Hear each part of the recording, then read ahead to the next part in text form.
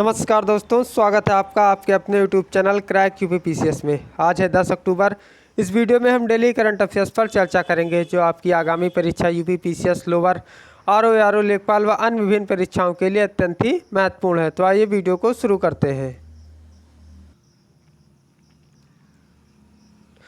उत्तर प्रदेश ने शुरू किया राष्ट्रव्यापी नदी पशुपालन कार्यक्रम। केंद्रीय मत्स्य पालन, पशुपालन और डेयरी मंत्री पुरुषोत्तम रूपाला ने 8 अक्टूबर 2021 को उत्तर प्रदेश के गढ़मुक्तेश्वर में ब्रिज घाट में नदी पशुपालन कार्यक्रम शुभारंभ किया।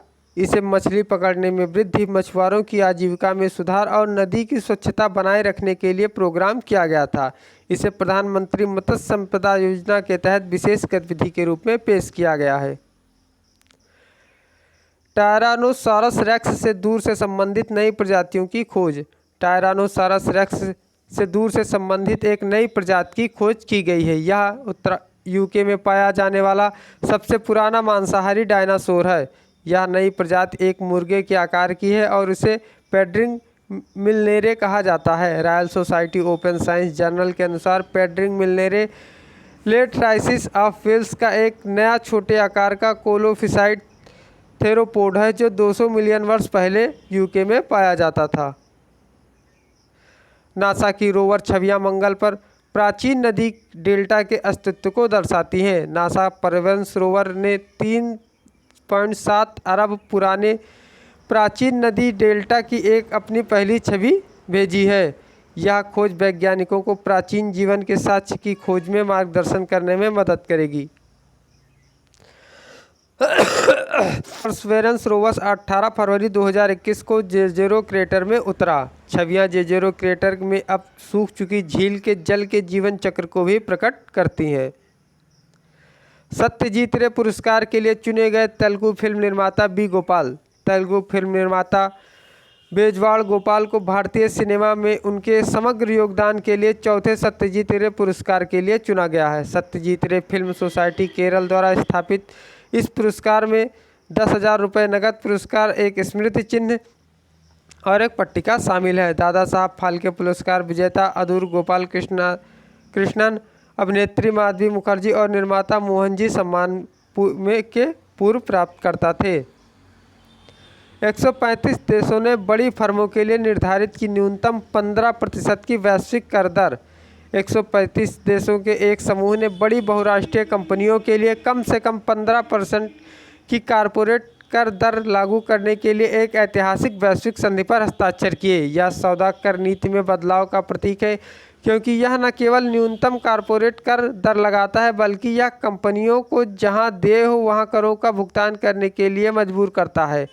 आर्थिक सहयोग और विकास संगठन OECD द्वारा इसकी घोषणा की गई थी। विश्व प्रवासी दिवस 9 अक्टूबर। 9 अक्टूबर को प्रतिवर्ष विश्व प्रवासी पक्षी दिवस के रूप में मनाया जाता है। प्रवासी पक्षियों और उनके आवास के संरक्षण की आवश्यकता के बारे में जागरूकता पैदा करने के लिए यह एक वैश्विक पहल है। Sing fly soar like a bird 2021 के लिए संरक्षण विषय वस्तु है। इस दिन की अवधारणा अफ्रीकी यूरेशियन प्रवासी जल पक्षियों के संरक्षण पर संयुक्त राष्ट्र के समझौते के एक हिस्से के रूप में की गई थी। तीसरा एनर्जी फॉर ग्रोथ पार्टनरशिप मंत्रिस्तरीय ऊर्जा संवाद। तीसरा एनर्जी फॉर ग्रोथ पार्टनरशिप मंत्रिस्तरीय ऊर्जा संवाद 8 अक्टूबर 2021 को आयोजित किया गया था। इसकी सह अध्यक्षता भारत की ओर से केंद्रीय ऊर्जा और नवीनीकरण मंत्री आरके सिंह ने की थी। रोड मैप 2030 के हिस्से के रूप में दोनों पक्षों ने बिजली और स्वच्छ परिवहन, नवीकरणीय ऊर्जा, हरित वित्त और स्वच्छ ऊर्जा अनुसंधान पर एक आगे की कार्य योजना पर विचार विमर्श किया और सहमति व्यक्त की। नागरिक उड्डयन मंत्री सिंधिया ने उत्तराखंड के दून में ड्रोन मेला को दिखाई हरी झंडी। केंद्रीय नागरिक उड्डयन मंत्री ज्योतिराज सिंधिया ने 8 अक्टूबर 2021 को देहरादून में दून ड्रोन मेला 2021 को हरी झंडी दिखाई। यह दिन ड्रोन और एयरोस्पेस प्रदर्शनों के लिए प्रदर्शन को चिन्हित करता है जिससे सीमा सुरक्षा बल द्वारा पैराग्लाइडिंग प्रदर्शन शामिल है। SVAMITBA योजना के तहत आरव मानव रहित प्रणाली द्वारा एक संक्षिप्त सर्वेक्षण ड्रोन प्रदर्शन किया गया था। IFSCA ने लॉन्च की ग्लोबल फिटनेस हैकाथॉन सीरीज आई स्प्रिंट 21। अंतर्राष्ट्रीय वित्तीय सेवा केंद्र प्राधिकरण और गिफ्ट सिटी ने 7 अक्टूबर 2021 को IFSCA की वैश्विक फिनटेक हैकाथॉन श्रृंखला आई स्प्रिट 21 लॉन्च की। पहला स्प्रिट बैंकिंग क्षेत्र पर आधारित है, जिसका आयोजन नीति आयोग के सहयोग से IFSCA और गिफ्ट सिटी द्वारा किया जाता है। फिटनेक फाइनलिस्ट को IFSCA रेगुलेटरी इनोवेशन सैंडबॉक्स में सीधे प्रवेश की अनुमति होगी। ITBP ने पूर्वी में 6000 मीटर ऊंचे पहाड़ को नोरबू वांगडुक पीक नाम दिया। भारतीय तिब्बत सीमा पुलिस और लद्दाख पुलिस के जवानों ने पूर्वी लद्दाख में 2 अज्ञात 6000 मीटर ऊंचे पहाड़ों को फतेह किया है। उन्होंने उनमें से एक का नाम ITBP के पर्वतारोही स्वर्गीय नोरबू वांगडस को समर्पित करते हुए नोरबू वांगडू पीक रखा है, जिनकी अक्टूबर 2019 में हिमस्खलन के दौरान मृत्यु हो गई थी। चोटी की ऊंचाई 6250 मीटर है।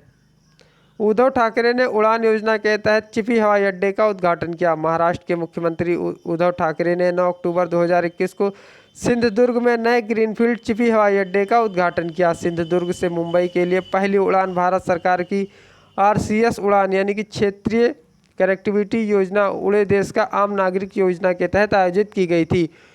कोंकण में पहला चिपी हवाई अड्डा लगभग 520 करोड़ रुपए की लागत से बनाया गया है। भारत व डेनमार्क के बीच 4 समझौते। भारत और डेनमार्क ने 9 अक्टूबर 2021 को 4 समझौतों को आदान प्रदान किया। पहला समझौता ज्ञापन भूजल संसाधनों और एक्वीफर्स के मानचित्रण के लिए है। दूसरा समझौता ज्ञापन पर पारंपरिक ज्ञान डिजिटल लाइब्रेरी एक्सेस एग्रीमेंट पर हस्ताक्षर किए गए। तीसरा संभावित अनुप्रयोग तथा उष्णकटिबंधीय जलवायु के लिए प्राकृतिक रेफ्रिजरेंट के लिए उत्कृष्टता केंद्र स्थापित करने के लिए है। तो दोस्तों इस वीडियो में इतना ही। उम्मीद करता हूं कि वीडियो आपको पसंद आई होगी। अगर वीडियो आपको पसंद आए तो इसे लाइक और शेयर जरूर कीजिएगा। धन्यवाद।